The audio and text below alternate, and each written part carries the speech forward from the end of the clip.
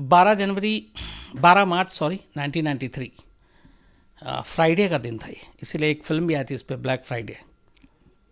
अनुराग कश्यप ने डायरेक्ट किया था और एक जैदी हैं जो मुंबई के अच्छा लिखते हैं बहुत, उन्होंने ये पूरी किताब लिखी थी जिसके ऊपर ये फिल्म बनी थी। हालांकि शुरू में इस फिल्म को रिलीज़ होने का मौका ही नहीं मिला था, और इसमें वो जो अपने सीआईडी के इंस्पेक्टर अभिजीत हैं उन्होंने भी इसमें रोल किया था। तो 12 मार्च 1993 का दिन था, फ्राइडे, दोपहर 1:28 पहला धमाका होता है, और ये धमाका होता है मुंबई स्टॉक एक्सचेंज, जो कि जीजी भाई टावर्स के अंदर है। और वहाँ के ये अंडरग्राउंड पार्किंग में एक कार खड़ी थी, उस कार में धमाका होता है।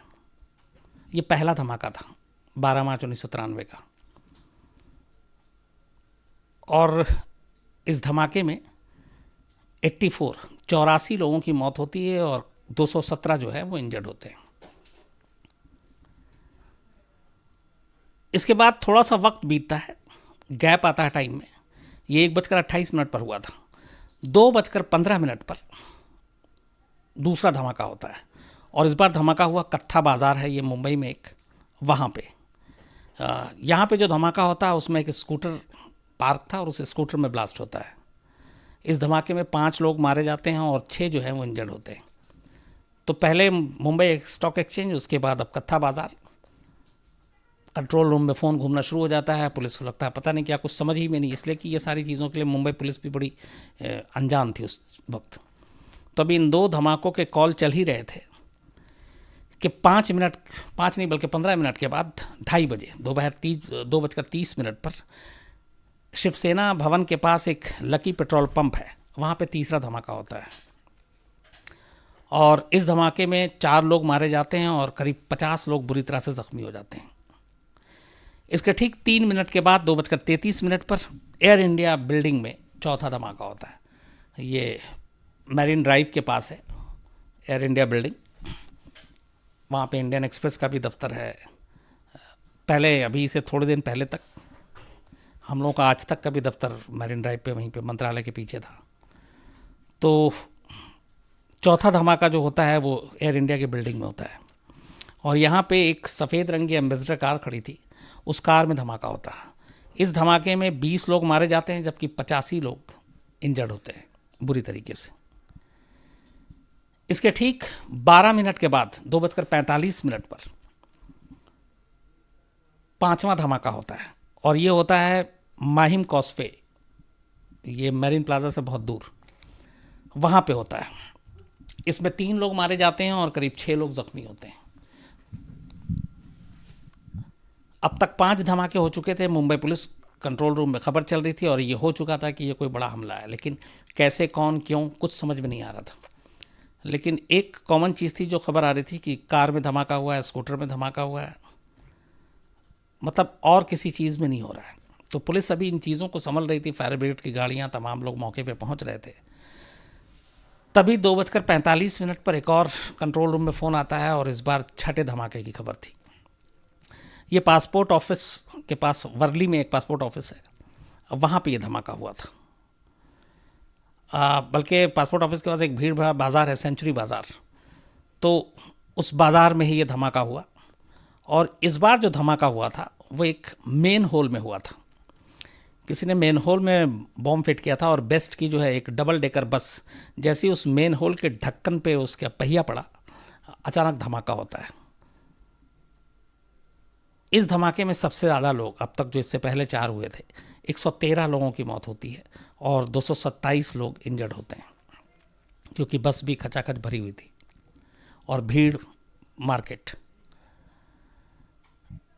इस धमाके के फिर 20 मिनट तक कोई अगला धमाका नहीं होता, लेकिन इसके 20 मिनट के बाद 3:05 पर 7वें धमाके की खबर आती है, और ये धमाका जावेरी बाज़ार में हुआ था। जावेरी बाज़ार में इसके बाद भी अभी 2006-07 या उसमें भी धमाका हुआ था, और मैंने उस पूरे इलाके को कवर किया था, देखा था, भीड़ भाड़ बहुत होती है। इस धमाके में भी एक स्कूटर का इस्तेमाल हुआ, और जावेरी बाज़ार में चूँकि भीड़ बहुत होती है, 17 लोग मारे गए और 57 लोग इसमें इंजर्ड हुए।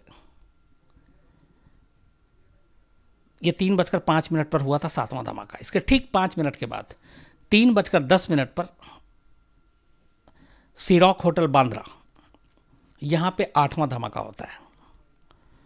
हालांकि इस धमाके में किसी की जान नहीं गई, लेकिन इसमें होटल को बहुत नुकसान हुआ था। होटल के एक कमरे में आरडीएक्स से भरा हुआ एक सूटकेस रखा हुआ था और उसमें यह धमाका हुआ था। तो ये पहला धमाका था, 8वां धमाका, जिसमें किसी की मौत नहीं हुई थी। लेकिन इस धमाके के ठीक 3 मिनट के बाद एक और धमाके की खबर आती है, 9वें धमाके की। और ये धमाका इस बार प्लाजा सिनेमा में हुआ था। इस धमाके में 10 लोग मारे गए और 37 घायल हुए। तो अब तक 9 धमाके हो चुके थे और एक को छोड़कर बाकी हर जगह जानी नुकसान, लोग बहुत बड़ी तादाद में घायल हो रहे थे। पुलिस को कुछ समझ में नहीं आ रहा था। जहां खबर मिलती वहीं फायर ब्रिगेड की गाड़ियां, एम्बुलेंस, पुलिस का दस्ता सब भाग रहे थे। 3:20 पर फिर एक मनहूस खबर आती है 10वें धमाके की। और ये धमाका सेंट्रल होटल जुहू, सीरॉक होटल, उसके बाद ये दूसरा होटल जो उसको निशाना बनाया गया वो सेंट्रल, बहुत फेमस होटल जुहू में, वहां पे ये धमाका हुआ। इस धमाके में जो इस्तेमाल किया गया था वो भी एक कार का इस्तेमाल किया गया जो कि सेंट्रल होटल के पार्किंग में खड़ी हुई थी। हालांकि यहाँ पे भी किसी की मौत नहीं हुई, लेकिन 3 लोग इसमें ज़ख्मी हो गए। तो सीरॉक होटल और सेंट्रल होटल, यहाँ पे 2 जगह पे जो धमाका हुआ, इसमें किसी की जान नहीं गई। और उसकी वजह ये थी कि जहाँ पे ये धमाका हुआ वहाँ पे उस वक्त कोई आसपास में था नहीं, और इसीलिए जानी नुकसान नहीं हुआ। तो 3:20 पर सेंट्रल होटल में होता है। इसके ठीक 10 मिनट के बाद 11वें धमाके की खबर आती है और इस बार यह धमाका सहार एयरपोर्ट के नज़दीक हुआ, एयरपोर्ट के बाहर। और ये पहली बार था किसी ने हैंड ग्रेनेड से हमला किया और हैंड ग्रेनेड फेंक कर वो वहाँ से निकल भागा। इसमें भी कुछ इंजर्ड होते हैं लेकिन किसी की जान नहीं जाती। इसके ठीक 10 मिनट के बाद 3:40 12वें धमाके की खबर आती है और ये धमाका सेंट्रल होटल मुंबई एयरपोर्ट के पास हुआ था। इस धमाके में भी 2 लोग मारे जाते हैं और 8 लोग जख्मी होते हैं। 3:40 के बाद शुक्र है कि फिर किसी और धमाके की ऐसी कोई मनहूस खबर नहीं आती। और चूंकि अब तक पुलिस परेशान थी, एक जगह पहुंचती दूसरे जगह की खबर, दूसरे जगह पहुंचती तीसरे जगह की खबर, तो पूरा मुंबई पुलिस का अमला और दस्ता एक तरह से सड़क पर उतर आया था। और एक के बाद एक करते करते 3:40 पर आकर जब 12वां धमाका होता है, उसके बाद ये सिलसिला थमता है। 2 घंटे और 12 मिनट टोटल। जो पहला धमाका हुआ था 1:28 और आखिरी यानी 12वां धमाका हुआ 3:40। तो 2 घंटे और 12 मिनट के अंदर मुंबई में 12 धमाके हुए। और इन 12 धमाकों में जब बाद में गिनती की गई लाशों की तो 257 लोगों की मौत हुई, 700 लोग इंजर्ड थे और करोड़ों की प्रॉपर्टी जो है वो बर्बाद हो गई। देश और दुनिया में बल्कि सीरियल ब्लास्ट की इससे खौफनाक तस्वीर इससे पहले नहीं देखी गई। अलग अलग हिस्सों में मुंबई पुलिस क्या, हमारे देश की किसी भी पुलिस के लिए एक अजीब सी चीज़ थी। ऐसा कभी एक्सपीरियंस पहले था नहीं, ऐसा सोचा नहीं था कि ऐसा हो सकता है। लेकिन अब तक ये खबर अब हर तरफ फैलनी शुरू हो गई। हालांकि 93 में जब ये जो सीरियल ब्लास्ट हुआ था, तब ज़्यादातर हम लोग न्यूज़पेपर या फिर दूरदर्शन, AIR यानी ऑल इंडिया रेडियो, इन्हीं चीज़ों पे रहते थे और प्राइवेट चैनल के नाम पे बस 1-2 चैनल हुआ करते थे।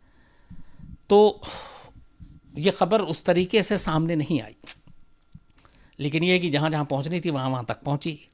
और मुंबई के धमाके से दिल्ली भी फिर फ़ौरन सख्ते में सन, और दिल्ली में हाई लेवल फिर मीटिंग हुई। फ़ौरन मुंबई को जो भी हेल्प हो सकी वो देने की बात हुई।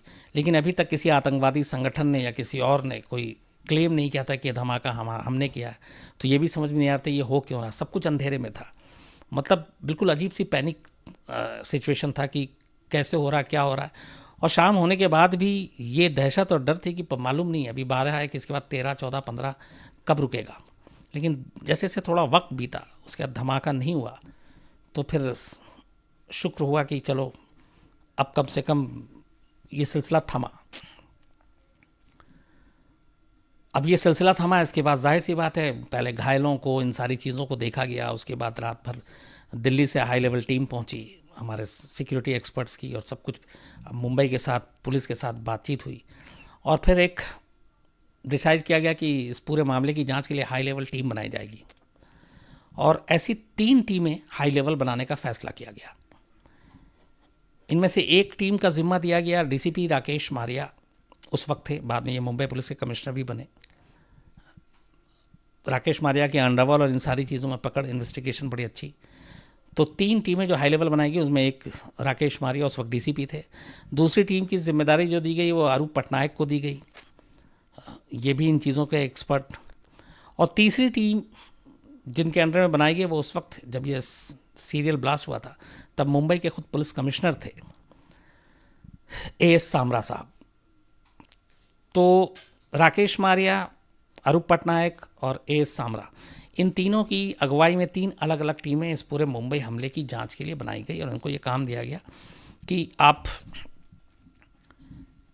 तफ्तीश करें और पता करें ये है क्या, क्योंकि अभी तक किसी ने क्लेम नहीं किया, कुछ पता नहीं।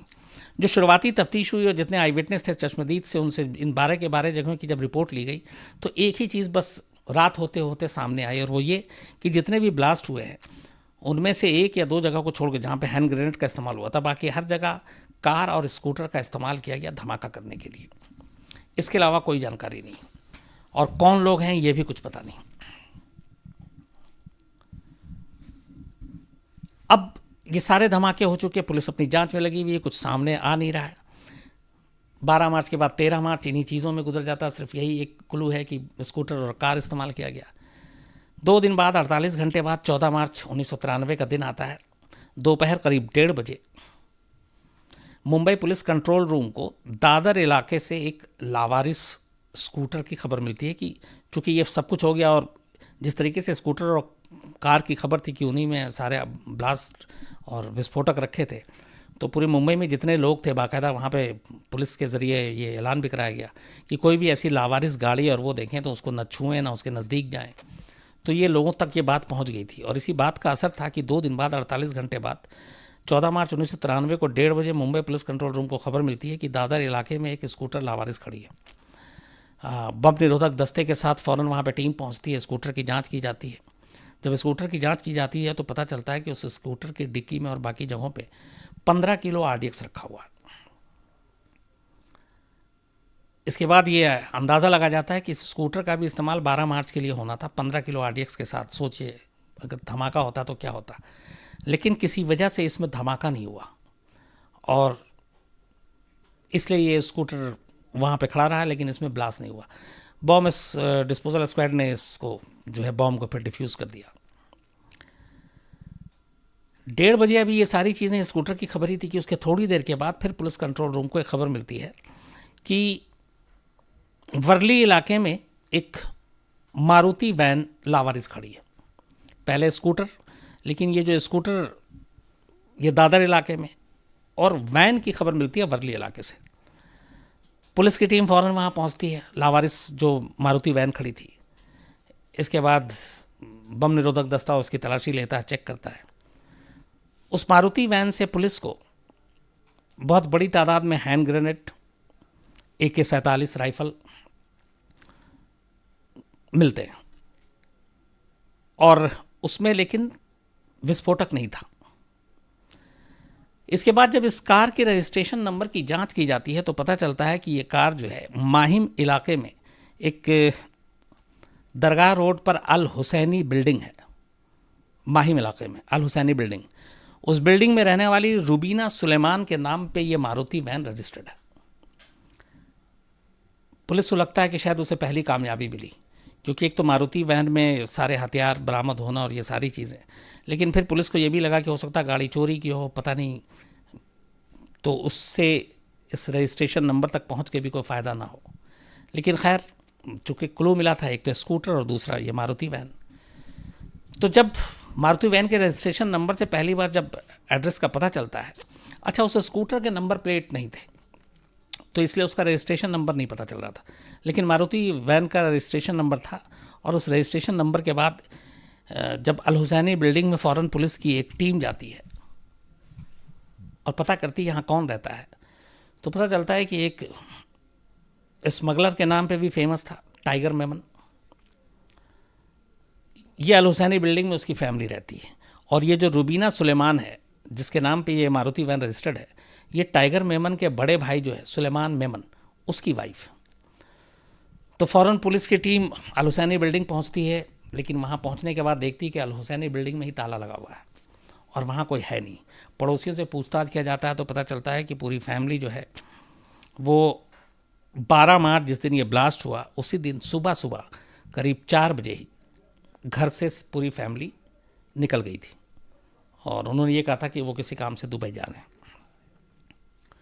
तब पूरे फैमिली का एक साथ, तब फैमिली के 1-2 लोग जाएं तो ठीक है, एक साथ घर छोड़ना, मुंबई छोड़ना, पुलिस को थोड़ा और शक जो है उनका यकीन में बदलने लगता है। तो गाड़ी का रजिस्ट्रेशन नंबर, ऊपर से मेमन फैमिली का अचानक दुबई जाना सेम ब्लास्ट के दिन।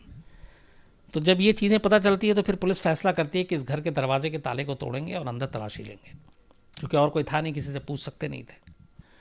अंदर जाते हैं, पुलिस की टीम सारी तलाशी लेती है। तलाशी के दौरान उन्हें और तो कुछ नहीं मिलता घर के ज़रूरी सामान के अलावा, कुछ चाबियाँ मिलती हैं। उनमें से एक चाबी एक स्कूटर की चाबी थी।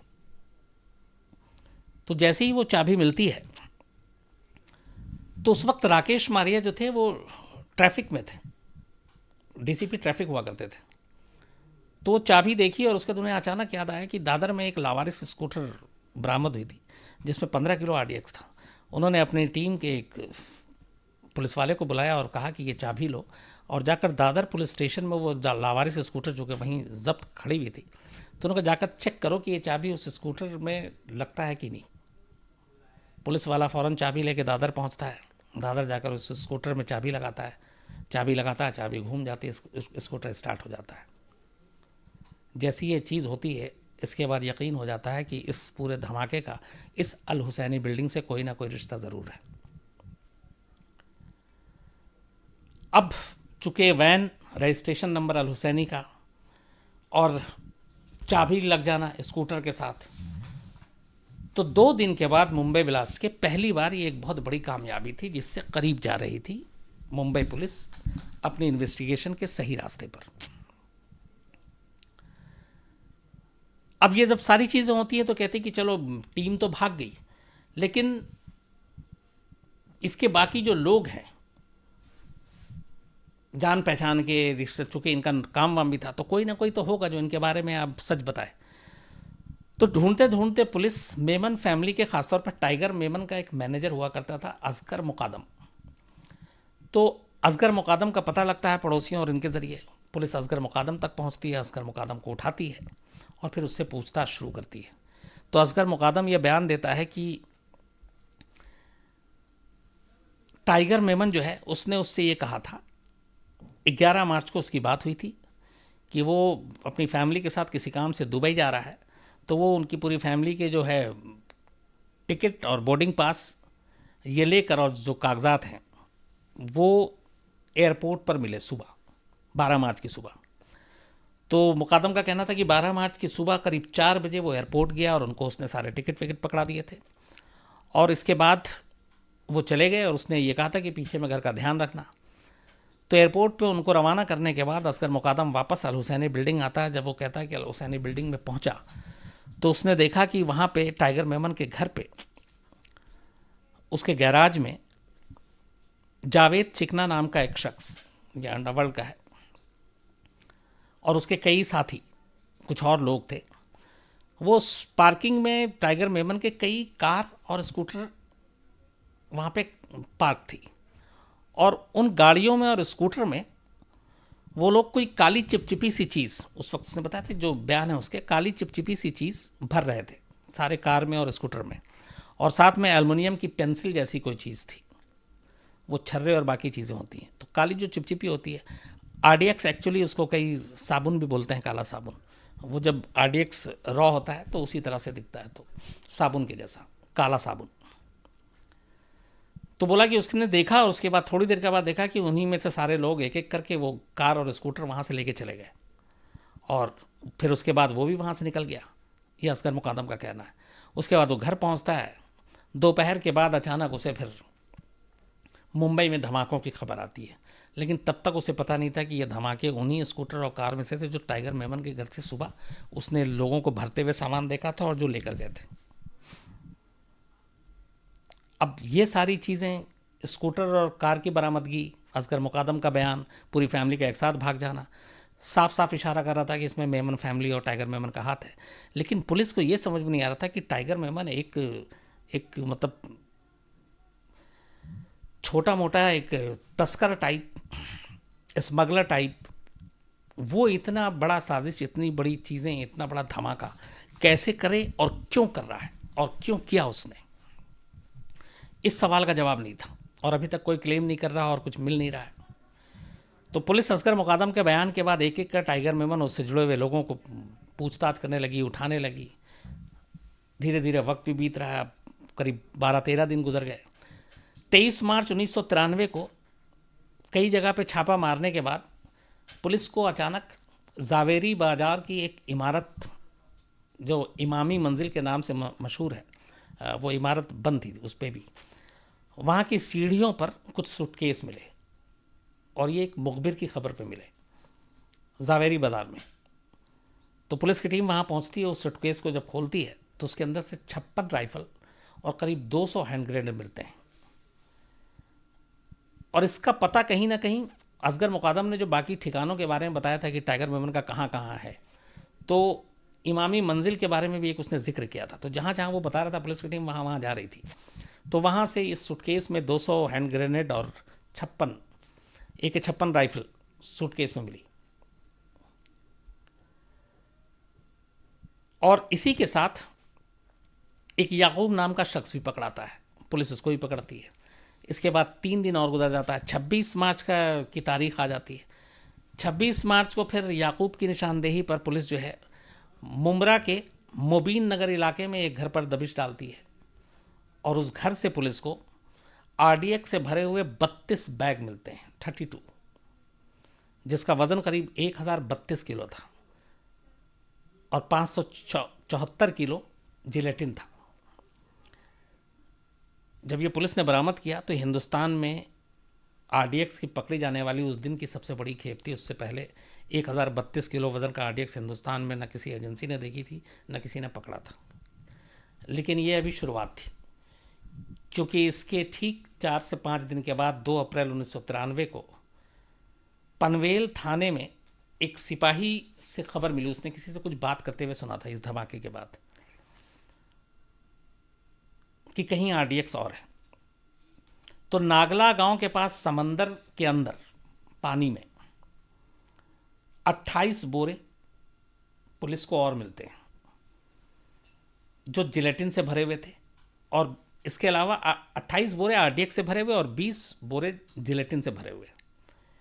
जब पुलिस इन बोरों की फिर वजन करती है और RDX की, तो इसका वजन निकलता है 2380 किलो RDX। इससे पहले 1032 किलो।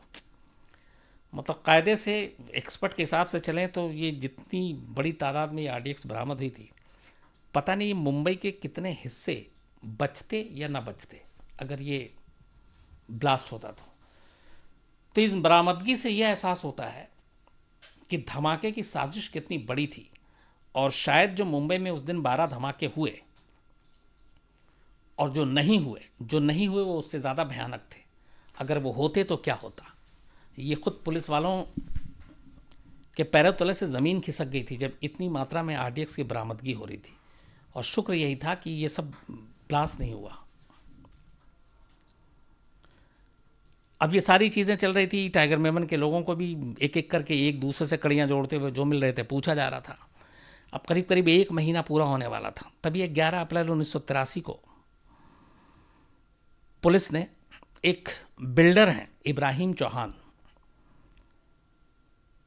एक मुखबिर की सूचना पे इब्राहिम चौहान को पकड़ा, इस बिल्डर को, और इससे पूछताछ की, क्योंकि इसका कई जगहों पे नाम आ रहा था कि ये इन पूरे धमाकों के बारे में बहुत कुछ जानता है।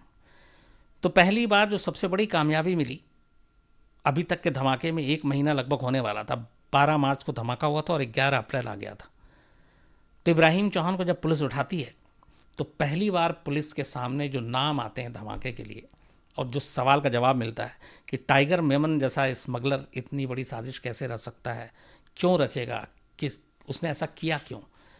तो इब्राहिम चौहान जब मुंह खोलता है तब जवाब मिलता है कि इस सीरियल ब्लास्ट के पीछे टाइगर मेमन ज़रूर है, लेकिन टाइगर मेमन के साथ जो है वो अंडरवर्ल्ड डॉन दाऊद इब्राहिम है, उसका भाई अनीस इब्राहिम है, अबू सलेम है।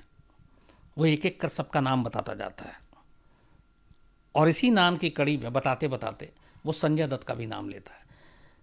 इब्राहिम चौहान पहला शख्स था जिसने संजय दत्त का नाम लिया था।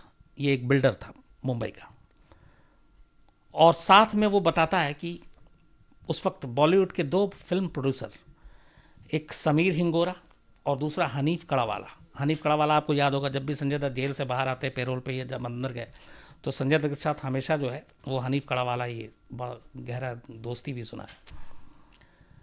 तो ये इब्राहिम चौहान ने ही नाम बताया दाऊद का, अनीस का और साथ में इन 2 प्रोड्यूसर्स का, समीर हिंगोरा और हनीफ कड़ावाला का। और उसने बताया कि इन दोनों ने ही पहली बार संजय दत्त के बारे में जिक्र किया था और उस वक्त संजय दत्त को कुछ खतरा था और संजय दत्त ने अनीस इब्राहिम को फ़ोन किया। अनीस इब्राहिम से उन्होंने कुछ चीज़ें मांगी तो इब्राहिम चौहान ने कहा कि उसे इस बात की जानकारी है कि अनीस इब्राहिम ने यह कहा था अबू सलेम को कि संजय दत्त के घर गिटार और टेनिस बॉल पहुंचाना है। गिटार मतलब AK-56 राइफल और टेनिस बॉल मतलब हथगोले, हैंड ग्रेनेड, ये कोड वर्ड था। तो अनीस इब्राहिम के कहने पे अबू सलेम 9 AK-56 राइफल और 80 हैंड ग्रेनेड लेकर संजय दत्त के घर पहुंचता है, जहां मैंने बताया फिर संजय दत्त को पहली बार वो किसी बड़े फिल्म स्टार को अपने आमने सामने देखता है, मिलता है, हाथ मिलाता है, गले 3-3 बार गले लगता है। लेकिन संजय दत्त इतनी बड़ी मात्रा में ये हथियार देखकर घबरा जाता है और उसके बाद सिर्फ एक AK-56 राइफल अपने पास रखता है और उसके बाद बाकी चीज़ें अबू सलेम को कहता है कि भैया वापस ले जाओ। तो वो सारी चीज़ें अबू सलेम वापस ले जाता है और सिर्फ एक AK-56 संजय दत्त अपने पास, और उसी एक AK-56 राइफल रखने के लिए सज़ा भी काटी। तो पहली बार इब्राहिम चौहान के खुलासे के बाद पता चलता है मुंबई पुलिस को कि इसके पीछे अंडरवर्ल्ड डॉन दाऊद इब्राहिम का हाथ है। टाइगर मेमन शामिल ज़रूर है, लेकिन दाऊद इब्राहिम है, और दाऊद इब्राहिम है तो उसके पीछे पाकिस्तानी खुफिया एजेंसी ISI भी है, क्योंकि इतनी बड़े पैमाने पे प्लानिंग साजिश ये अकेले इन लोगों के बलबूते की बात नहीं थी। और इसी इब्राहिम चौहान के खुलासे के बाद इसने 11 अप्रैल को जो खुलासा किया था, जिस दिन ये खुलासा किया था तब संजय दत्त इंडिया से बाहर शूटिंग पर थे। 19 अप्रैल को संजय दत्त लौटते हैं शाम के वक्त मुंबई में, और 19 अप्रैल 1993 को मुंबई एयरपोर्ट पर लैंड करते ही मुंबई पुलिस संजय दत्त को गिरफ्तार कर लेती है। तो संजय दत्त की गिरफ्तारी मुंबई ब्लास्ट के 1 महीना और 3 दिन के बाद, 1 महीना और 6 दिन के बाद गिरफ्तार होते हैं संजय दत्त। 19 अप्रैल 1993 को संजय दत्त की गिरफ्तारी हुई। अब और खुलासा जब होता है तो 22 अप्रैल 1993 को इसके बाद मुंबई पुलिस की टीम जो है बहुत कस्टम अधिकारी और अपने पुलिस वालों पर भी गाज गिराती है। एक बहुत बड़े कस्टम अफसर थे SN सिंह, पुलिस उनको गिरफ्तार करती है। इल्ज़ाम ये था कि मुंबई के समंदर से डॉक से जो RDX लाया गया उसको लाने में डी कंपनी की इन्होंने मदद की, पैसे लिए, और इन्हें पता था कि इसमें क्या है, उसके बावजूद रोका नहीं।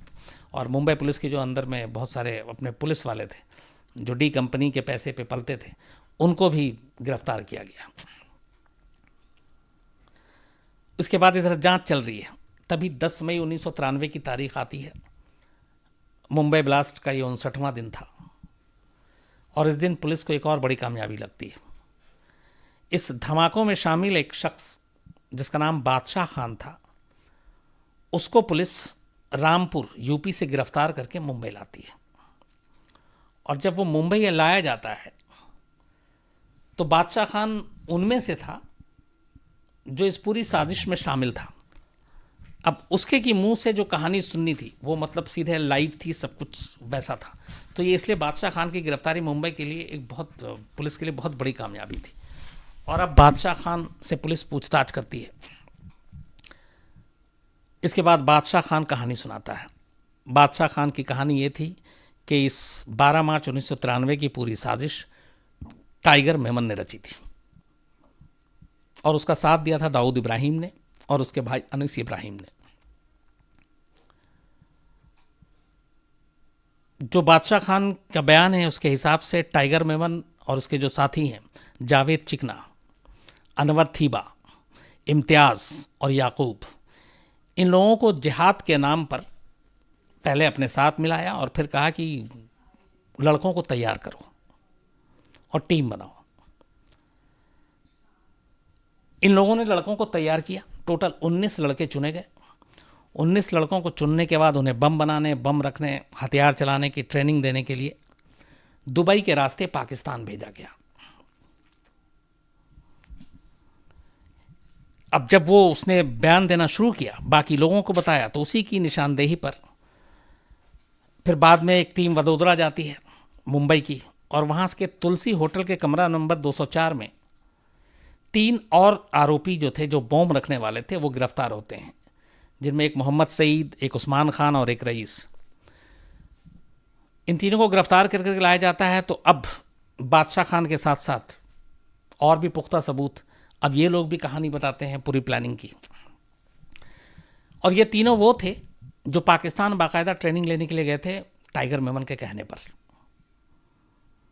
इनके बाद इनके और साथियों जब ये नाम बताते हैं, पता बताते हैं, तो फिर उनकी भी गिरफ्तारी होती है और इस तरह से गिरफ्तारी का सिलसिला चल पड़ता है। एक को पकड़ते हैं वो दूसरे के बारे में बताता है, दूसरे को पकड़ते हैं वो तीसरे के बारे में बताता है।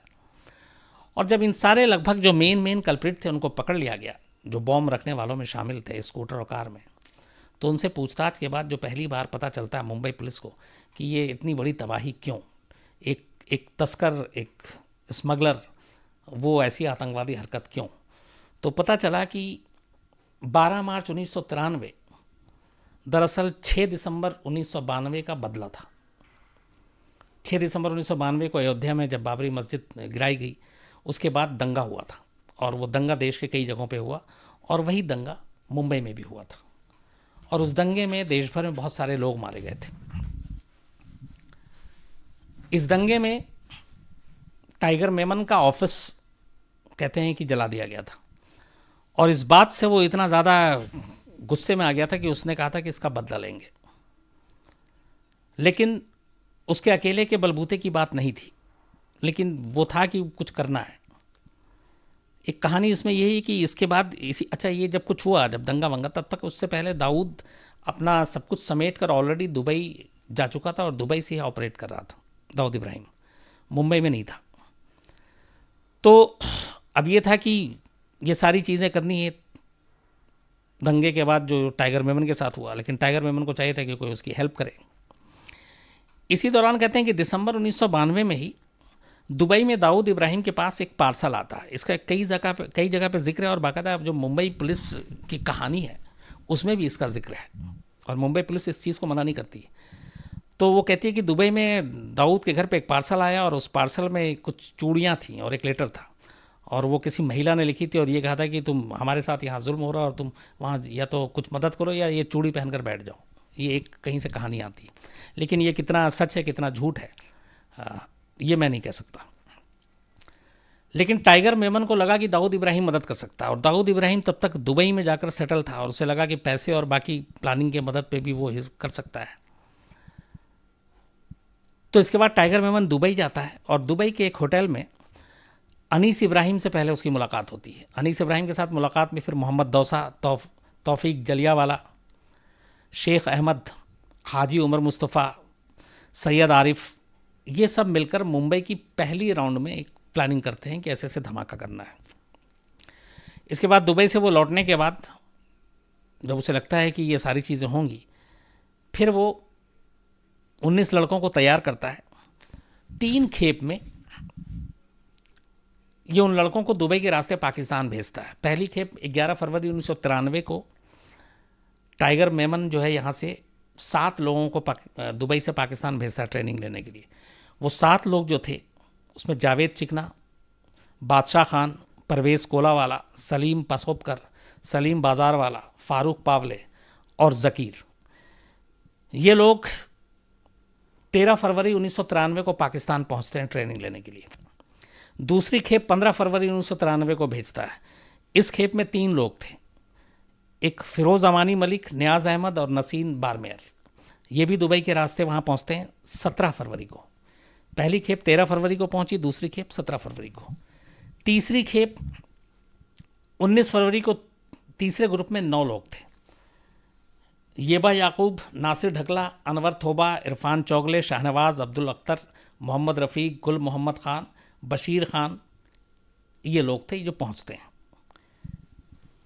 पाकिस्तान जाने के बाद ये 19 के 19 लड़के वहाँ ट्रेनिंग लेते हैं और फिर 4 मार्च 1993 को ट्रेनिंग लेने के बाद दुबई पहुँचते हैं और फिर दुबई से 4 मार्च को मुंबई पहुँचते हैं।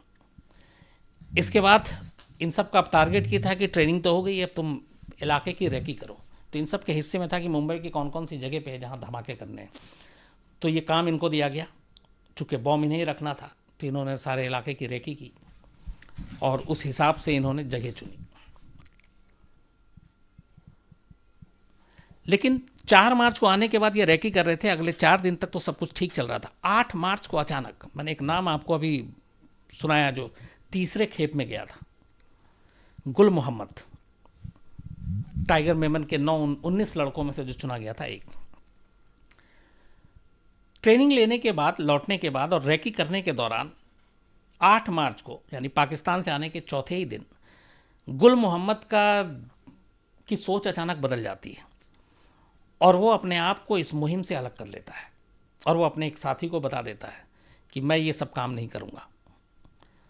अब गुल मोहम्मद की ये बात उस साथी को जब पता चलती है तो ये बात टाइगर मेमन तक पहुंच जाती है। टाइगर मेमन को लगता है कि अगर ये पीछे हट गया इस मिशन से तो ये किसी को भी बता सकता है और इससे ये मिशन भी नाकाम होगा और इसके अलावा सारे पकड़े जाएंगे, सारे राज खुल जाएंगे। तो अपने आदमियों से कहता है कि गुल मोहम्मद को मार दो। उसके आदमी गुल मोहम्मद को मारने के लिए निकलते हैं, लेकिन गुल मोहम्मद तक ये खबर पहुंच जाती है और गुल मोहम्मद अंडरग्राउंड हो जाता है, वो भाग जाता है। उसे लोग ढूंढ रहे हैं, टाइगर मेमन के लोग, लेकिन वो आता नहीं है। यह 8 मार्च की बात है। किसी तरह छुपता छुपाता उसे ये भी लगता है कि ज़्यादा दिन तक छुप नहीं पाएंगे, पकड़े जाएंगे, मारे जाएंगे। बहुत कोशिश करके 9 मार्च 1993 को गुल मोहम्मद खुद पुलिस के सामने पहुंचता और सरेंडर कर देता है। और सरेंडर करने के बाद बाकायदा जिस पुलिस के पास था उनको वो पूरी चीज़ बताता है कि वो पाकिस्तान में गया था, ट्रेनिंग लेकर आया है, टाइगर मेमन का नाम बताता है, ये भी बताता है कि यहाँ पे मुंबई में बहुत बड़ा सीरियल ब्लास्ट होने वाला है और मुंबई स्टॉक एक्सचेंज और शिवसेना भवन समेत कई जगहों का नाम भी बता देता है, क्योंकि 3-4 दिन रैकी हो गई थी, उस रैकी में कुछ चीज़ें फाइनल हो गई थी। तो स्पेसिफिक वो बताता है कि ये स्टॉक एक्सचेंज भी निशाने पर है, एयर इंडिया बिल्डिंग भी निशाने पर है, शिवसेना भवन भी निशाने पर है। और ये सब मकसद ये भी था शिवसेना भवन को निशाना बनाना कि इससे एक तो धमाका और इसके बाद फिर और माहौल ख़राब हो और फिर हिंदू मुस्लिम आपस में लड़ें तो ज़्यादा नुकसान हो। लेकिन ये सारी चीज़ें वो बताता है खुलकर, पुलिस यकीन नहीं करती। अब इसमें कई बात में हम लोगों ने ये चीज़ कंफर्म की थी कि एक गुल मोहम्मद ने पुलिस को 9 मार्च को बताया था सरेंडर करके, तो अगर पुलिस उस दिन मान लेती और इस चीज़ पे पूरी फोर्स लग जाती तो शायद 12 मार्च 3 दिन के बाद ये चीज़ें ना होती।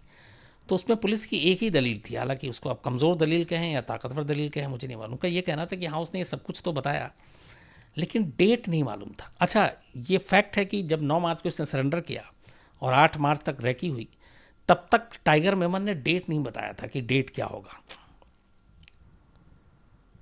अगर डेट शायद पुलिस को पता होता कि 12 मार्च को, तब तो जाहिर सी बात है कि पुलिस अलर्ट पे होती है, पकड़ लेती। लेकिन यहाँ यह भी है कि अगर डेट नहीं भी मालूम था तो भी पुलिस उसकी इन्फॉर्मेशन पे बाकी इन्वेस्टिगेशन कर सकती थी और उन तक जिनके साथ ये खुद गया था, जो 19 लड़के थे, उन्हीं को उठा लेती तो ये मिशन फेल हो सकता था, रुक सकता था।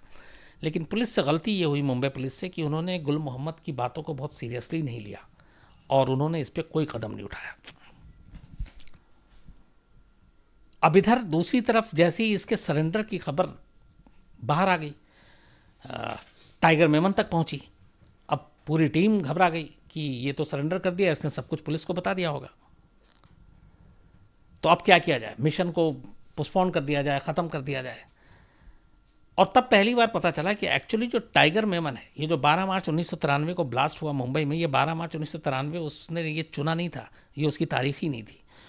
उसको ये करना था अप्रैल में, अगले महीने, मार्च में नहीं, बल्कि अप्रैल 1993 में शिवाजी की जयंती के मौके पर। असली प्लानिंग ये थी कि शिवाजी की जयंती के मौके पर चूँकि भीड़ होगी, बहुत सारी रैलियाँ निकलेंगी, बाकी चीज़ें होंगी, तो वहाँ पे अगर इस तरीके से RDX और सारे प्लान की जाए तो तबाही ज़्यादा होगी।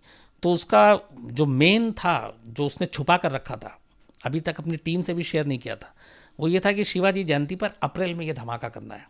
लेकिन जैसे ही पता चला कि गुल मोहम्मद पकड़ा गया तो उसे लगा कि अब ये टाइम बहुत है और इस टाइम तक रोकना इस मिशन को, तो शायद इसमें फिर पुलिस दबिश भी डाल सकती है, कभी पकड़ भी सकती है।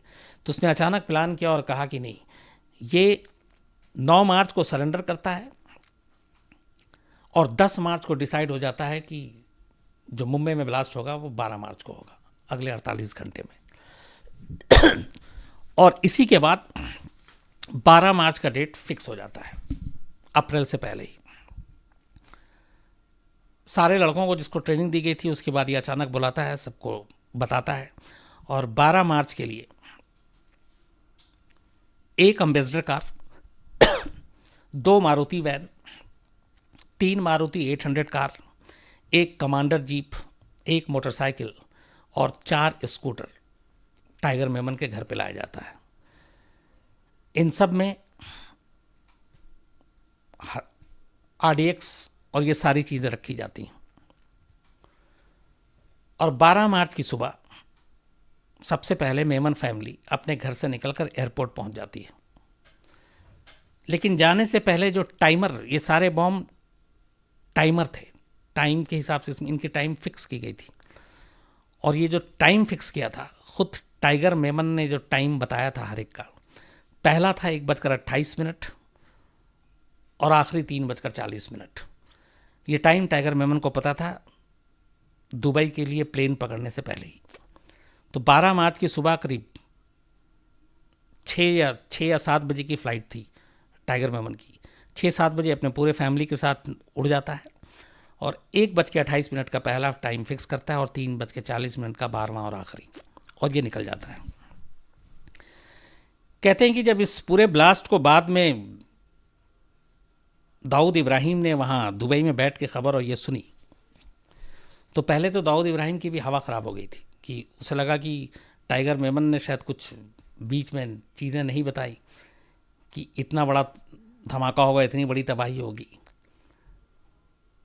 तो वो यहाँ पे एक चीज़ इन दोनों के बीच में आई कि शायद वो भरोसे वाली, कि तुमने ऐसा नहीं बताया था पर यहाँ ऐसा हो गया। और इसी की बात कहते हैं कि इस तबाही के बाद दाऊद इब्राहिम ने पहली बार, उस वक्त ये खबर भी आई थी कि इतना घबरा गया था कि उसने एक बड़े नेता के साथ फ़ोन पे बात की और अपने आप को सरेंडर करने के लिए तैयार हो गया था। बट उसकी 2 शर्तें थी। एक कि इस ब्लास्ट के साथ उसका नाम न जोड़ा जाए और उसके खिलाफ जो बाकी सारे केस हैं वो बंद कर दिए जाएं और पुलिस की वो हिफाजत में रहेगा।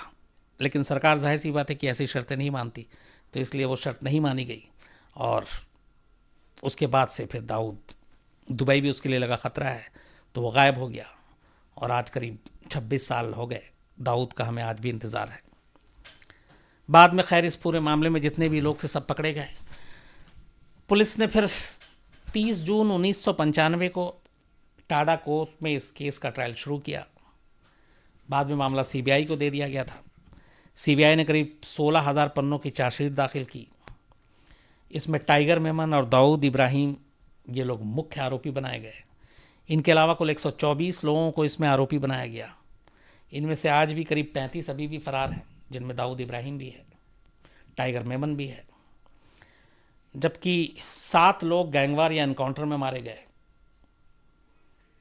लंबी सुनवाई के बाद 2007 में अदालत ने पहली बार अपना फैसला सुनाया था, जिसमें 12 आरोपियों को सजाए मौत मिली थी। हालांकि बाद में फिर कोर्ट में, ऊपरी कोर्ट ने उनको उम्र कैद में बदल दिया। एक याकूब मेमन सिर्फ बचा जिसे फांसी हुई। दाऊद इब्राहिम, टाइगर मेमन, अनीस इब्राहिम, तौफीक जलियावाला और जावेद चिकना, ये सब कानून की पहुंच से दूर हैं। आज भी इनका इंतज़ार है कि ये पकड़े जाएं और तब इनके खिलाफ मुकदमा चले। तो ये थी पूरी कहानी 93 ब्लास्ट की, और इसकी साजिश रची गई थी दुबई में। लेकिन इसमें मुख्य जो था, जिसने सबसे पहले पहल की, वो टाइगर मेमन था।